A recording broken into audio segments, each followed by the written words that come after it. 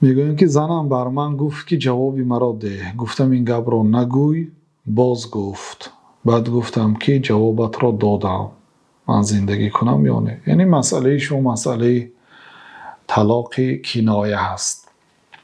یعنی انسان وقتی که با کنایه صراحتا لفظی طلاق را به زبان نگیرد، لیکن گوید که به خانه پدرت رو، جوابت را دادم، همین گونه سخنها را گوید، علما رحمت الله علیهم میگویند که نیتی او اعتبار است. چون که پیامبر صلی الله علیه و سلم میگه انما الاعمال بالنیات، خیلی که در صحیح بخاری و مسلم ثابت است.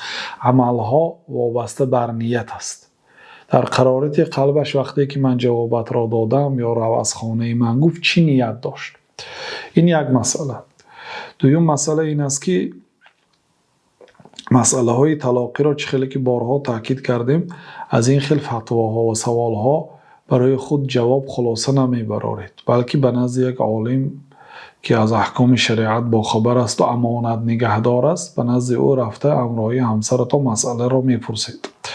مسئله دیگر این است که همسر وقتی که از شوهرش طلاق طلب میکند گناهگار میشد، بلکه گناه کبیره است. خیلی که در سنن ابو داود آمده است، جناب رسول الله صلی الله علیه و سلم گفتند که ایما امرأة سألت زوجها طلاقا فی غیر ما بأس فحرام علیها رائحة الجنه. کدام زنی که بدون گناه شوهر از شوهر طلاق طلب کند، برای او بوی جنت حرام است. یعنی بوی جنت را نمی چشد. و حالا که بوی جنت از مسافه 40 ساله راه به یک روایت به مشام میرسه.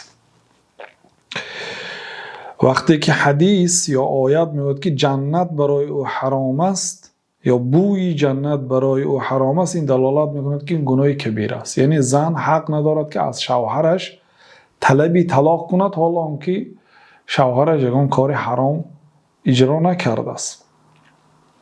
ولی اگر شوهرش کاری حرام اجرا کند، مثلا عرق میفروشد یا مواد مخدر میفروشد یا چیزهای حرام میفروشد یا عملهای حرام رو اجرا میکند یا بینماز است، مثلا در این حالت طلبی طلاق کردن برایش اجازت است، اما بدون گناه شوهر طلاق طلب کردن حرام است. والله تعالی